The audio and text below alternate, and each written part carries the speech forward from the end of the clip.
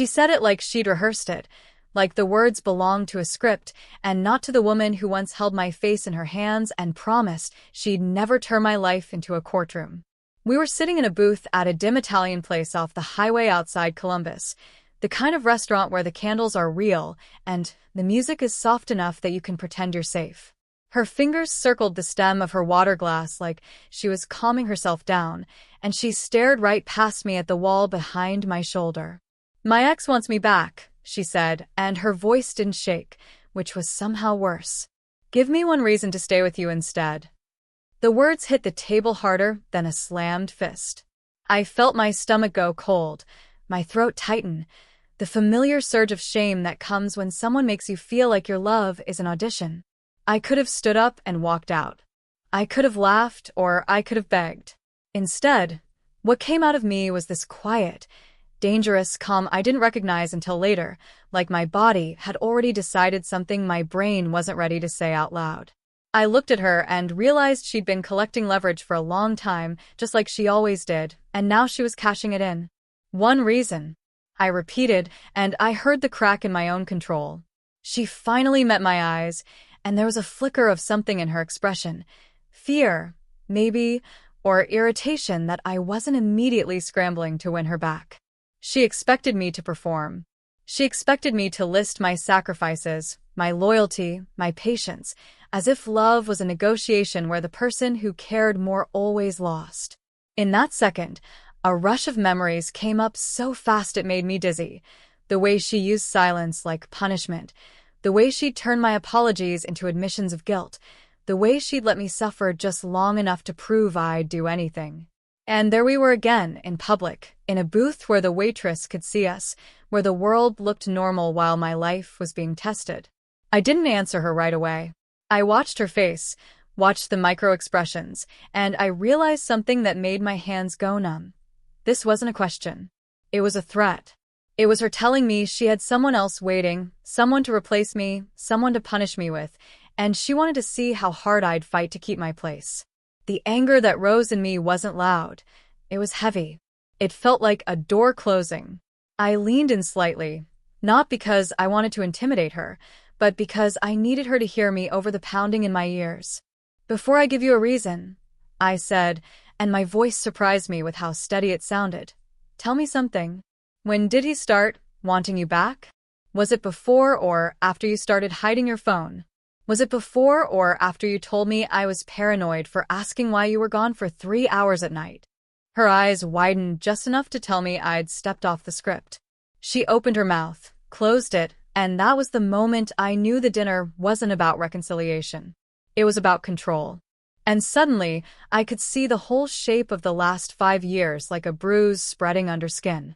"You want one reason?" I said quietly, and my chest felt tight as I continued. "I'll give you one. Because I already stayed through every reason not to.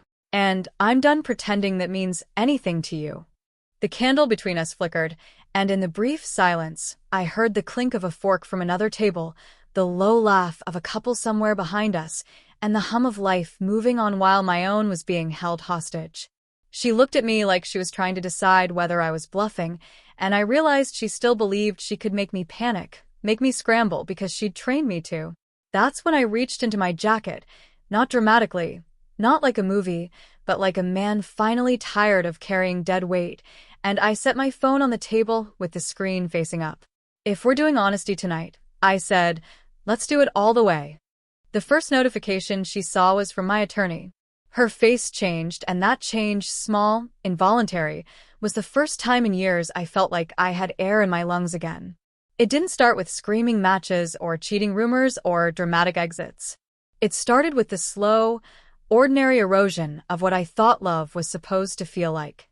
When I met Lauren, I was 32, divorced once already, and living in a townhouse near Dublin because I wanted quiet and stability for my son, Ethan. My first marriage ended cleanly, painful, yes, but clean. My ex-wife and I were better co-parents than spouses, and our biggest fights were about whose weekend it was and whether Ethan could have a phone yet. Lauren came into my life like a bright solution. She was warm, funny in a dry way, the kind of woman who could make strangers talk to her in grocery lines. She worked in medical billing, always busy, always tired, always talking about how she'd never had someone show up for her. The first time she said it, it sounded like vulnerability. The second time, it sounded like a warning. She had a daughter, Madison, from her previous relationship, and she told me early on her ex, Kyle, was unstable, selfish, a professional victim. She used those words like labels on jars, neat and final, and I believed her because I wanted to believe her. I wanted a blended family that felt like a fresh start, like proof that my first failure didn't define me. The first year was almost easy. Lauren would bring Madison to Ethan's soccer games and cheer like she'd been born into our life. She'd cook dinner at my place and leave little notes on the counter. She'd say things like, "I've never felt safe like this," and it lit up a part of me that had gone cold after divorce. But even then, there were small moments where the temperature dropped. If I didn't respond to a text fast enough, she'd go quiet. Not angry, quiet. That kind of quiet that makes you apologize even when you don't know what you did.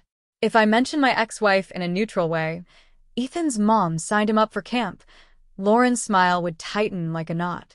"Must be nice," she'd say, and she'd leave it there like a little poison pellet on the table. At first I thought it was insecurity, something I could soothe with reassurance. I'd tell her she mattered, that I chose her, that the past was the past. She'd soften, but only after letting me sweat for a while, and I didn't understand then that she liked the sweating. The dynamics with the kids became the first real crack. Ethan was careful, polite, the kind of kid who reads the room before he speaks.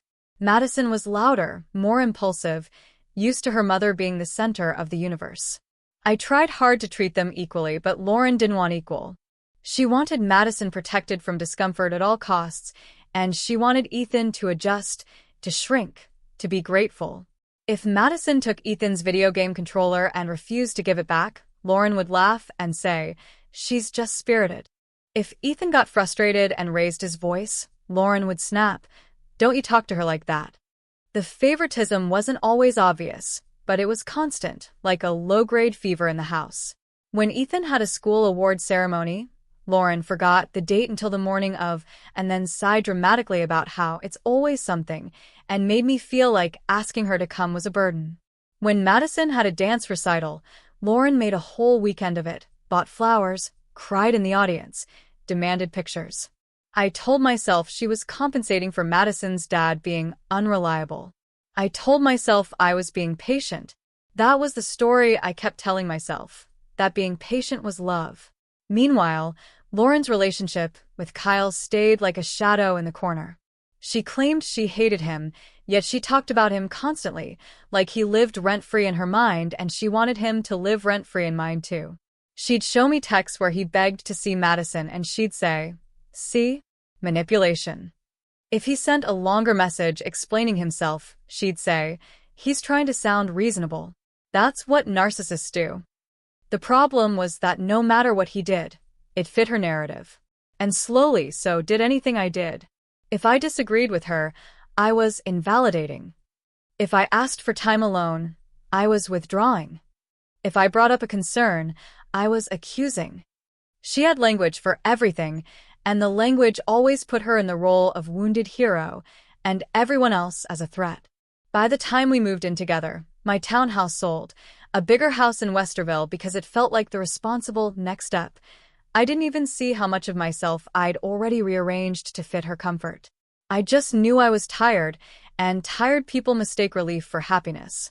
The longer we lived under one roof, the more I realized Lauren didn't just want love. She wanted a hierarchy.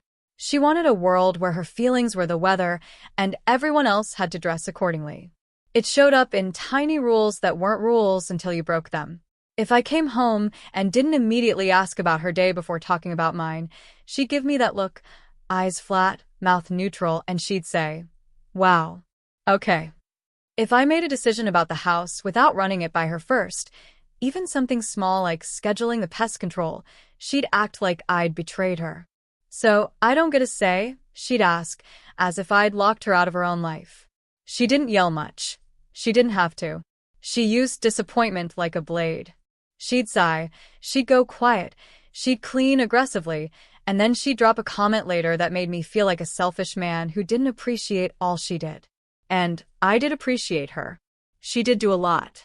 But appreciation became a currency she demanded interest on, and no matter how much I paid, I was always in debt. The family dynamic tightened around that. Ethan started asking to stay at his mom's more often. He didn't say why at first. He just said he felt more relaxed there. That word hit me hard because it meant he didn't feel relaxed with me, and I hated myself for that. When I gently asked him what was going on, he said, "Lauren gets mad when Madison does stuff, but then she blames me for reacting."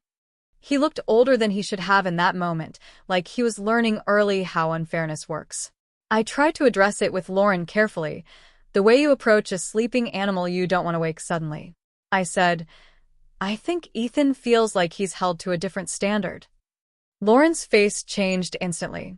"So now I'm a bad mom," she snapped, and I hadn't said anything about her being a bad mom.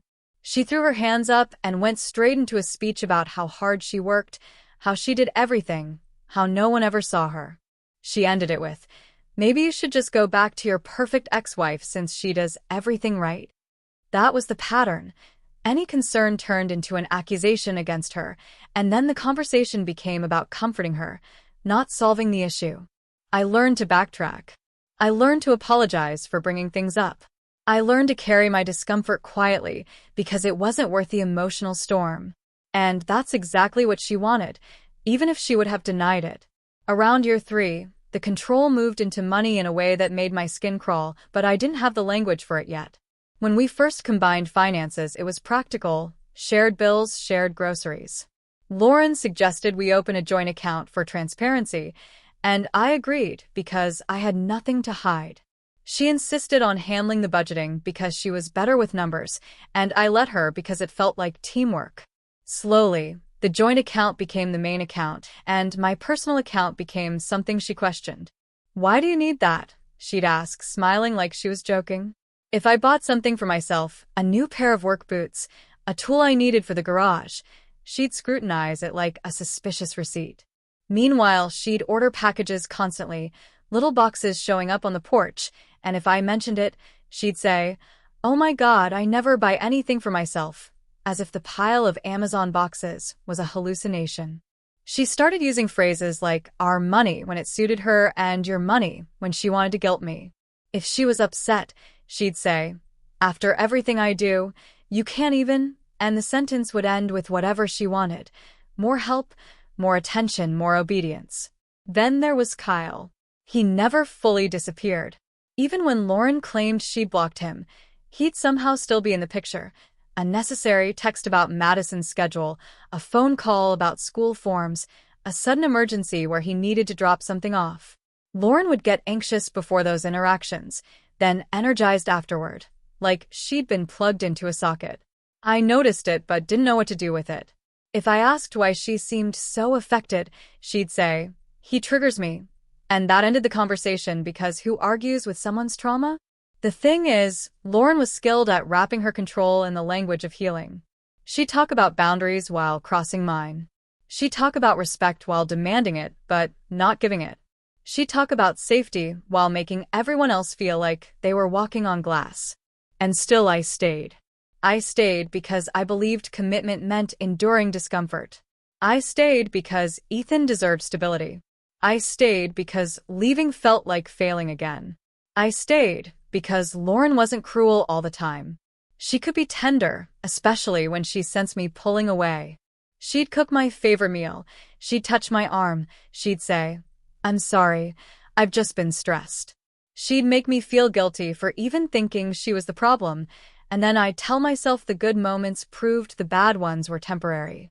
I didn't understand that the good moments were part of the system, not exceptions to it. By the time we got engaged, the relationship already had a quiet rot, but I mistook the engagement for a cure. We didn't do anything big, no flashy proposal video. I asked her in our kitchen while the kids were upstairs, and she cried, and for a moment I thought, this is it, we're choosing each other, we're building something. The wedding planning became another arena where she could measure my devotion. Every decision was a test. If I suggested a smaller venue to save money, she said, "So you're ashamed of me?" If I wanted Ethan included in the ceremony, she said, of course he'll be there, but Madison should be the focus because she's been through so much. When I pushed back, she'd accuse me of favoring Ethan, as if wanting my son to feel secure was unfair. The worst part was how she played the kids against each other, without ever seeming like she was doing it. She'd praise Madison loudly for small things. Look at you being so mature. And then glance at Ethan like he was failing to keep up. Ethan became quieter. He stopped leaving his things in common areas like he was minimizing his footprint. One night I found him in his room, packing a backpack. I asked what he was doing and he said, just in case. That broke something in me. I confronted Lauren the next day, not gently this time. I said, Ethan feels like he has to be ready to leave. That's not okay. Lauren's eyes went cold. So you're choosing him over us, she said. You're choosing your old life. She didn't ask why he felt that way. She didn't care. She just saw a threat to her control. After that conversation, she punished me in a way that was subtle enough to deny, but obvious enough to feel. She became affectionate in front of the kids, but distant with me at night.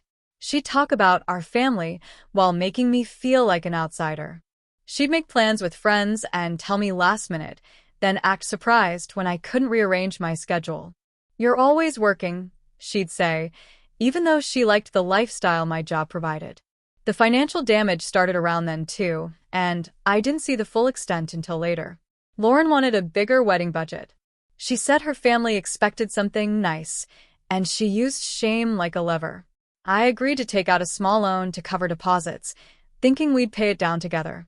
Instead, the debt grew. Vendors would call me about late payments I didn't know existed. When I asked Lauren, she'd say, I thought you handled that, and then she'd cry about how overwhelmed she was. I'd handle it. Of course I would. That's what I always did. I handled the mess so she could continue being the wounded one. Then came the first public humiliation that I couldn't unsee. At a 4th of July cookout at her sister's house in Dayton, Lauren had too much wine and started telling a story about my divorce. It wasn't her story to tell. She made jokes about how my ex-wife upgraded and how I must be so grateful Lauren took me in. People laughed awkwardly. I felt my face burn.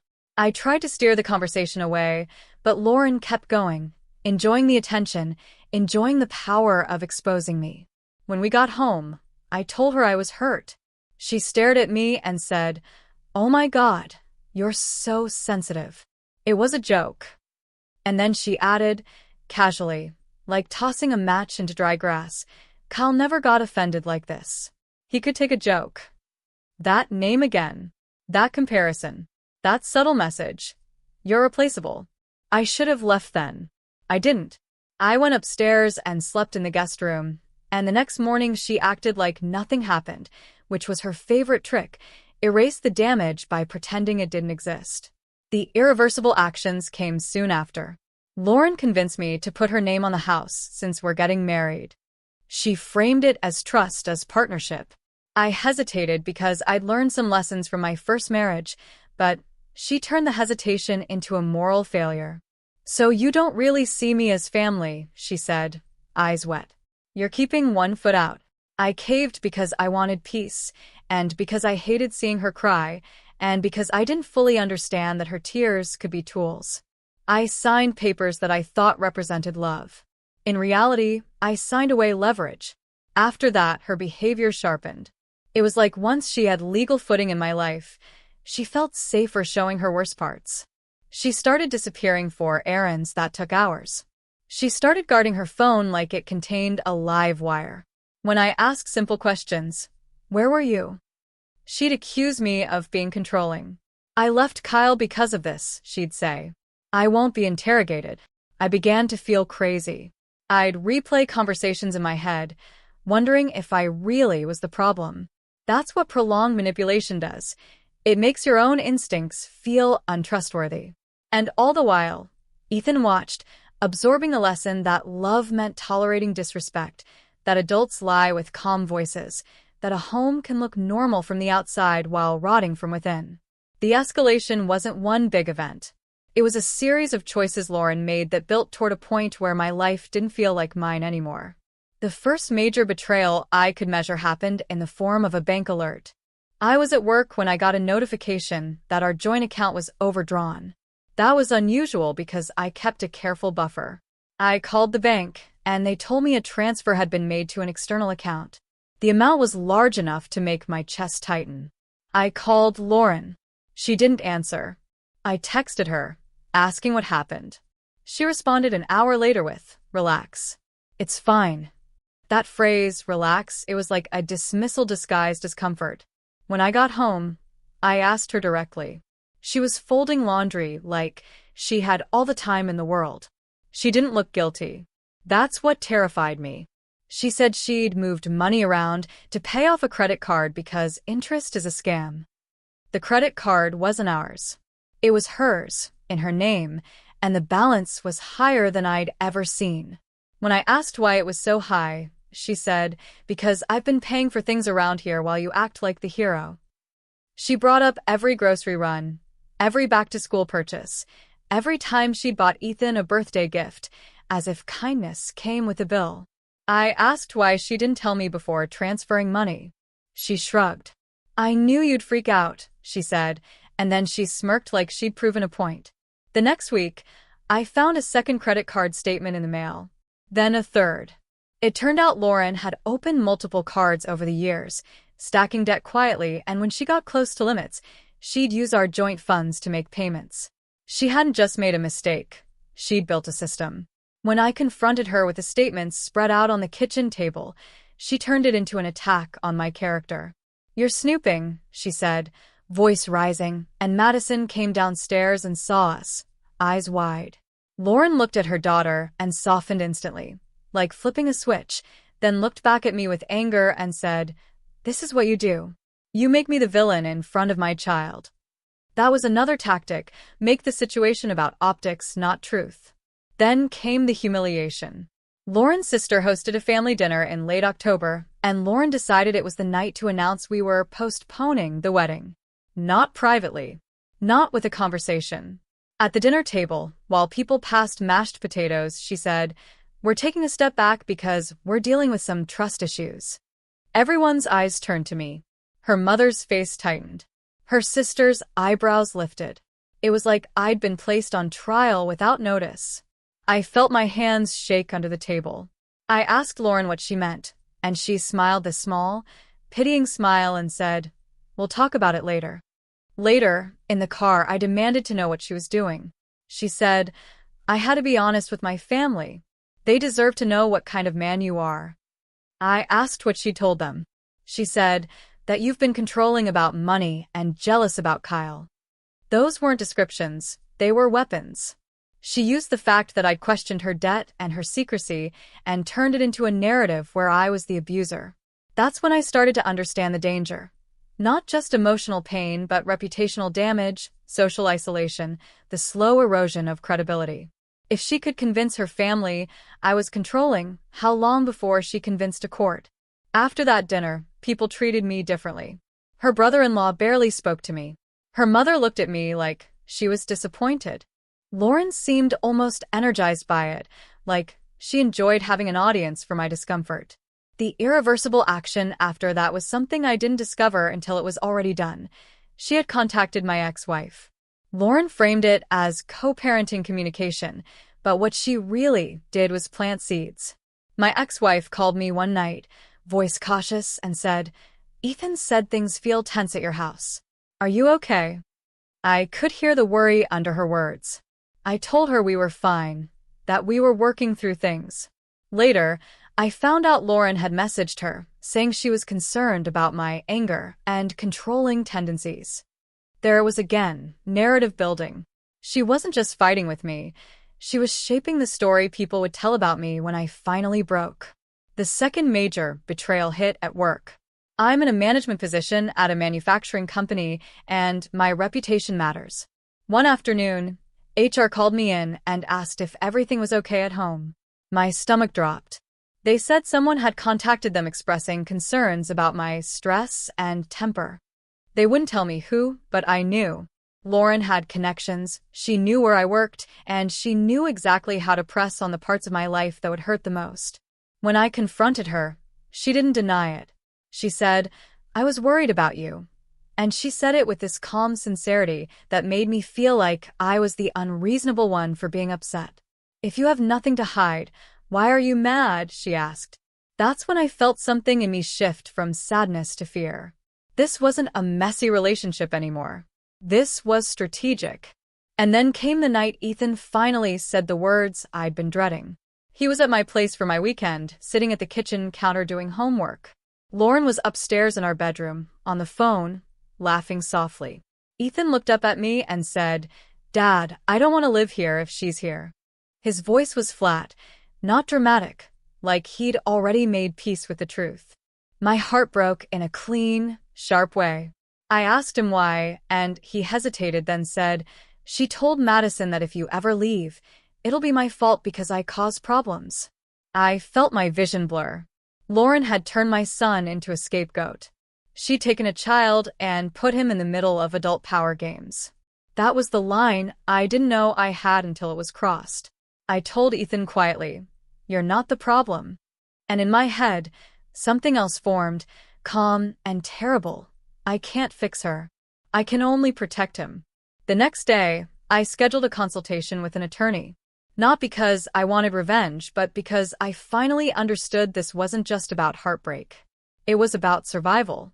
The legal consultation was the first time in years someone listened to me without making me feel like I was asking for too much. The attorney, a middle-aged woman with kind eyes and a blunt voice, asked me questions and took notes while I described what had been happening. The finances, the public accusations, the contact with my employer, the subtle threats about Kyle. When I told her Lauren's name was on the house deed, the attorney's mouth tightened slightly, not judgmental, just factual. "That complicates things," she said. "But it doesn't mean you have no options." She advised me to start documenting everything. Keep records. Save texts. Monitor accounts. Avoid emotional confrontations that could be twisted. The advice felt like stepping into a colder, more careful version of reality, and it terrified me because it meant acknowledging that the person I lived with could become an adversary. I didn't want to see Lauren that way.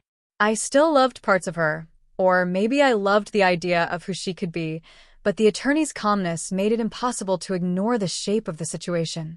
When I got home from that meeting, Lauren was in the kitchen, humming, flipping through mail.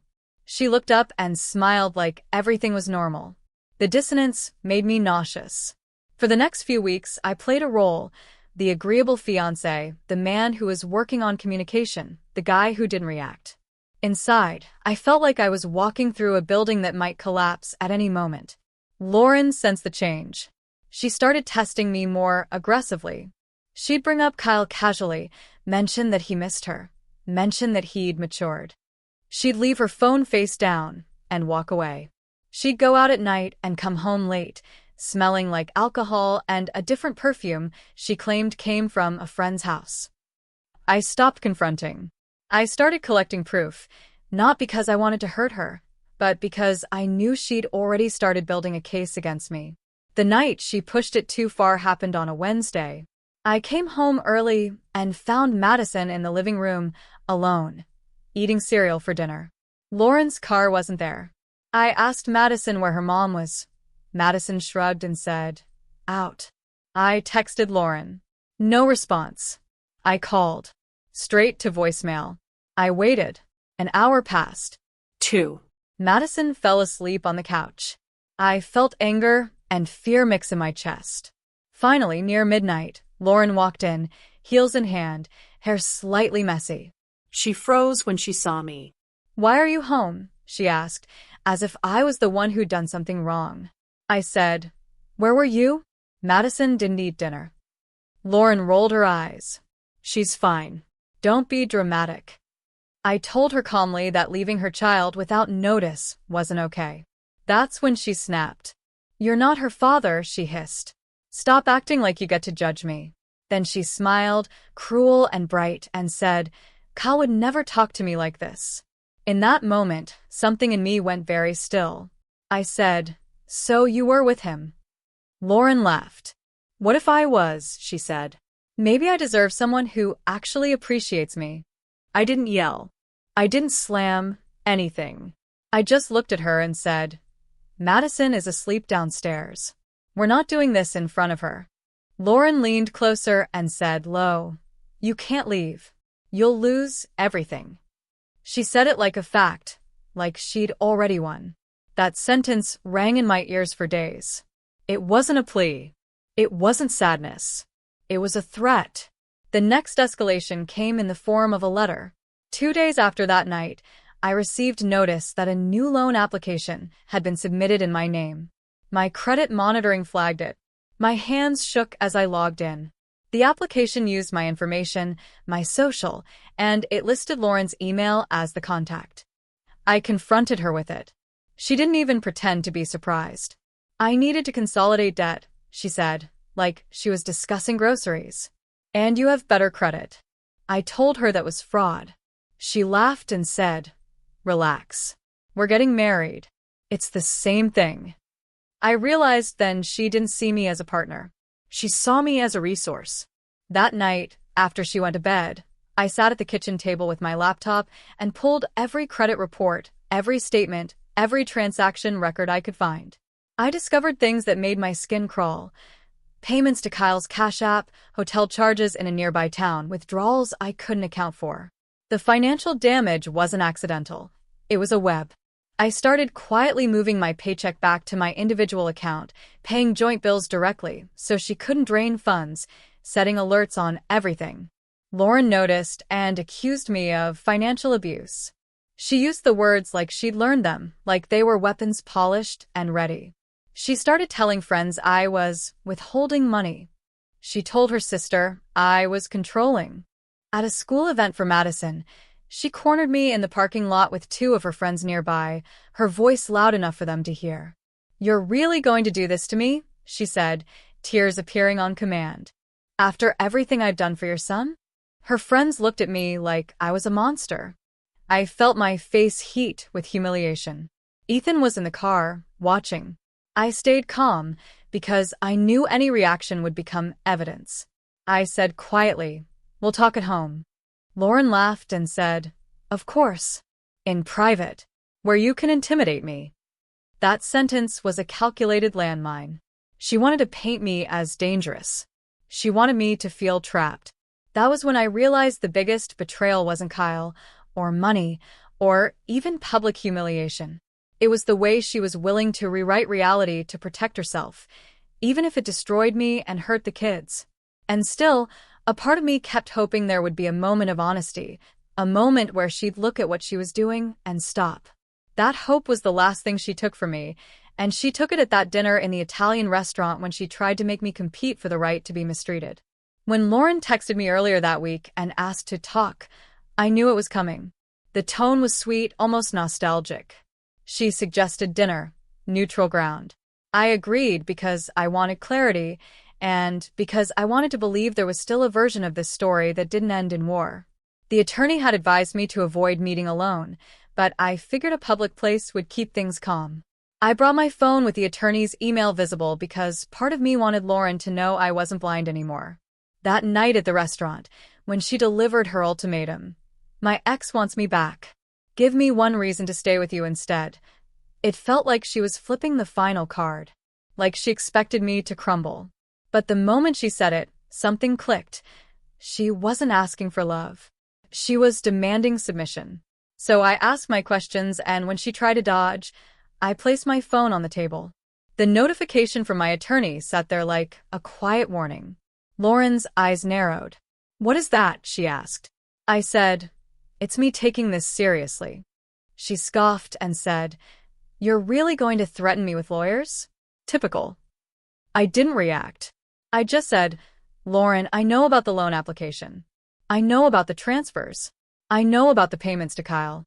Her face went pale for a second, and then she recovered, leaning back, crossing her arms. You're spying on me, she said. You're obsessed.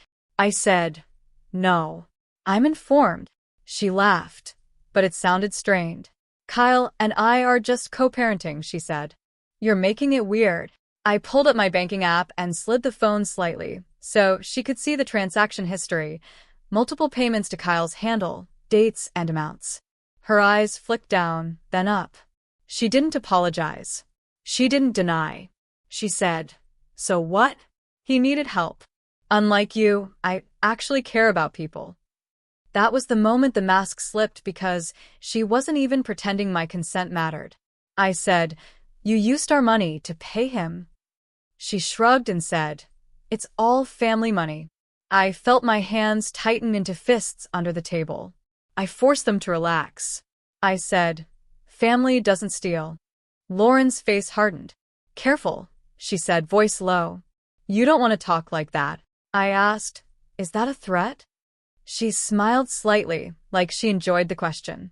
"I'm just saying," she said, "people believe women. Especially when a man has anger issues." My blood ran cold. There it was. Out loud. The strategy. She leaned forward, eyes shiny with a kind of excitement that made me feel sick. "You think you can leave?" she whispered. "I'll tell everyone who you really are. I'll tell your job. I'll tell Ethan's mom. I'll make sure you don't see him the way you want to." I stared at her, and in that moment, the restaurant felt far away, like we were in a soundproof bubble. I realized she wasn't just reactive, she was deliberate. I took a breath and said quietly, "Lauren, do you hear yourself?" She rolled her eyes and said, "Don't do that. Don't act like you're the calm, reasonable one when you're the one trying to ruin me." I said, "I'm not trying to ruin you. I'm trying to stop you from ruining me." Lauren's mouth tightened, and she glanced around as if checking who might be listening. Then she did something I will never forget. She reached into her purse and pulled out her phone and turned the screen toward me. It was a text thread with Kyle. The last message from him said, "I can come get you anytime. Just say the word." Lauren watched my face like she was studying my reaction. "See," she said softly, "I have options." The audacity, the cruelty, the way she tried to make me feel disposable, it hit me like a punch. But instead of panicking, I felt this sudden clarity, almost like relief. Because the truth was finally visible. I said, "So you've been lining this up." Lauren smiled, and for the first time there was no sweetness in it. "I've been preparing," she said. "Because you've been acting like you can leave." I nodded slowly. "You're right," I said. "I can." Her smile faltered. She leaned back, scanning my face. "You won't," she said, more uncertain now. "You can't. The house. The accounts. The kids." I opened my attorney's email and showed her a short paragraph about my options, about documentation, about temporary orders, about separating finances and protecting my child. I didn't gloat. I didn't threaten. I just let her see that I wasn't alone in the dark anymore. Lauren's face flushed. "You're disgusting," she hissed. "You're really doing this." I said, "I'm responding to what you've already done." She sat there, breathing hard, and then she raised her voice slightly, loud enough for the booth behind us to hear. "So you admit it," she said. "You've been planning to take Madison away from me." I froze.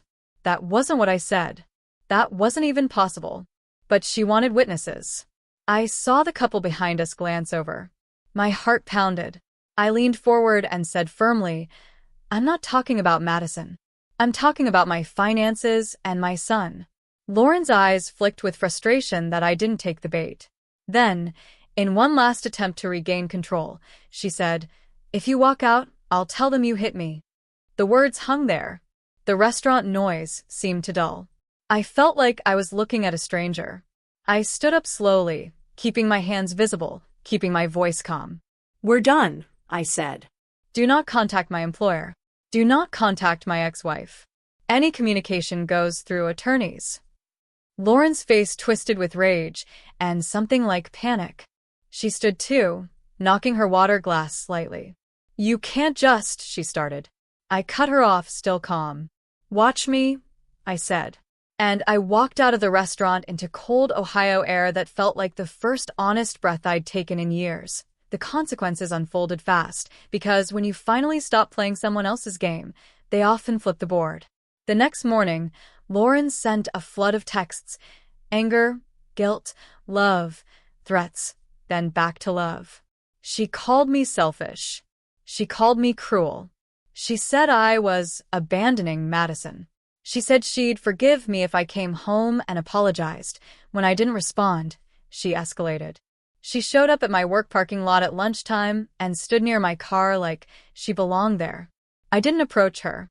I called my attorney and then called security. Lauren left before anyone could confront her, but the message was clear. She could reach me anywhere. That's when I started moving with full caution. I filed for a protective order regarding harassment and documented the threats she'd made at the restaurant. I didn't invent things. I didn't exaggerate. I simply told the truth with dates and screenshots. My attorney advised me to temporarily move out of the house because Lauren's name was on the deed and confrontation could be dangerous. So I did something that hurt like swallowing glass. I packed essentials and moved into a short-term rental near my office. Ethan stayed with his mom that week, and I told him, gently and honestly, that I was making our home safer. He didn't cry. He just nodded like he'd been waiting for me to do it. That alone told me how much he'd been carrying. Lauren didn't take the boundary quietly. She posted vague social media updates about surviving narcissistic abuse and finally choosing herself. People commented with heart emojis. Some of them were people I'd shared holidays with. I blocked her and her immediate circle, not out of spite, but because I couldn't keep absorbing her narrative like poison. The financial action was messy, but necessary. I closed the joint account after paying shared bills directly and moved my direct deposit entirely. I froze my credit, reported the fraudulent loan attempt, and filed a police report, not because I wanted to see her arrested, but because a paper trail matters when someone likes to rewrite reality. My attorney helped me file for a petition action regarding the house, which meant we'd either agree on a buyout or a sale. Lauren responded by trying to drain what she could from accounts she still had access to, but the alerts I'd set caught it early. The hardest part was the kids. Madison called Ethan once crying, saying her mom said Ethan ruined everything. Ethan handed me the phone with shaking hands. I took a breath and spoke to Madison gently, telling her none of this was her fault, that adults make choices and kids shouldn't be blamed. I didn't mention Lauren. I didn't badmouth her. I just tried to be a stable voice in a storm. After the call, Ethan sat on the couch and stared at the floor, and I realized how close we'd come to teaching him that love means being scapegoated. I told him, "You never have to stay where you're treated like you don't matter." The legal process took months, but the emotional shift was immediate. Lauren tried to bait me into reacting. She'd send messages through third parties. She'd claim I was abusing her financially. She'd threatened to tell the truth publicly. I didn't engage. Every time she reached, I routed it through the attorney. She hated that. Without my reaction, her control tools dulled. My ex-wife, once she saw the documentation and the calm way I handled it, believed me. She didn't gloat. She didn't say, "I told you so." She simply said, "I'm glad you're protecting Ethan." That support felt like a rope thrown to a man in water. At work, I preemptively met with HR, explained there might be personal drama and that I was handling it legally, and I provided documentation. They appreciated the transparency. Lauren's attempt to damage my reputation didn't land the way she wanted because I got ahead of it with facts. Eventually, the house issue resolved. I refinanced and bought out Lauren's share using a combination of savings and a structured settlement agreement, but only after strict terms were signed about non-disparagement and no contact outside legal channels. Lauren tried to stall, tried to demand more, but her leverage was less powerful once the fraud report and paper trail existed. The day the agreement was finalized, I sat in my rental kitchen and felt something I hadn't felt in years. Quiet. No waiting for a mood swing. No scanning for tension. Just quiet. It wasn't happiness yet. It was safety. And safety, I learned, is the soil where happiness can actually grow. The closure didn't come in a dramatic speech or a perfect apology, because real life rarely gives you the ending you fantasize about when you're suffering. Closure came in small, steady moments where my body stopped bracing. The first was the day Ethan asked if we could decorate our Christmas tree early at my new place. He didn't ask if Lauren would be there. He didn't mention Madison. He just asked like it was normal to want peace. We put on music, hung ornaments, and I watched him move through the room without shrinking. That was the real victory. Lauren eventually stopped reaching out, not because she suddenly became self-aware, but because she found a new audience for her story. I heard through mutual acquaintances that she and Kyle were trying again, which didn't surprise me. I didn't feel jealousy. I felt a grim kind of sadness for Madison, and a deeper gratitude that I wasn't in that loop anymore. The last time I saw Lauren in person was in a courthouse hallway during a final procedural matter about the house. She looked tired, makeup heavy, eyes sharp. She tried to catch my gaze, maybe hoping to see regret. I didn't give her anything. Not coldness, not anger, just neutrality. She looked almost offended by my calm. As we passed each other, she said under her breath, "You think you're so righteous." I paused, not to argue, but because I realized I no longer had to swallow her words like hooks. I looked at her and said quietly, "I think I'm done." Then I walked away. That sentence wasn't for her. It was for me. In the months after, I went to therapy not because someone told me to heal, but because I needed to understand why I'd tolerated so much. I learned about coercive control, about trauma bonding, about how intermittent kindness can keep you trapped like a slot machine that pays out just enough to keep you pulling the lever. I learned that being calm in the face of manipulation isn't weakness, it's wisdom. I also learned to forgive myself, slowly, for the ways I'd rationalized her behavior.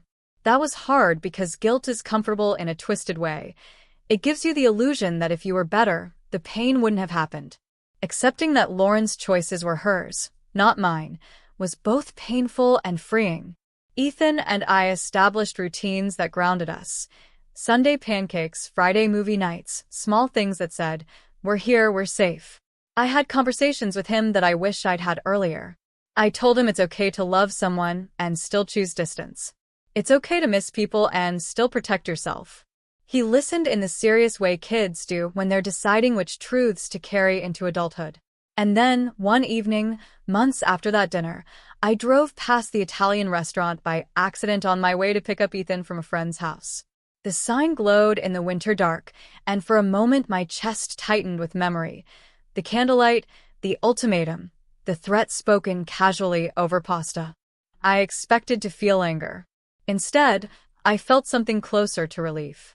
That was the night I stopped negotiating my worth. That was the night I stopped competing with a ghost, Kyle, the ex, the manufactured rival, and started competing with the version of myself who would have begged to stay. I realized the reason she asked for one reason wasn't because she wanted an answer. It was because she wanted me to prove I'd accept any treatment just to keep her. The most powerful answer I ever gave her wasn't a reason to stay. It was my refusal to play. Now, when people ask what happened, I don't tell a dramatic story. I tell the truth.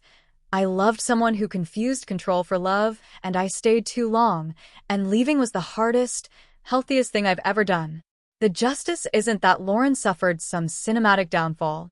The justice is that Ethan sleeps peacefully in my home, that my finances are stable again, that my name at work is clean, that my nervous system isn't constantly on alert. The justice is that I can sit at a dinner table now, any dinner table, and if someone ever tries to turn love into an ultimatum, I already know the answer. I don't argue. I don't plead. I simply stand up, walk away, and choose the quiet life that no one can threaten me out of.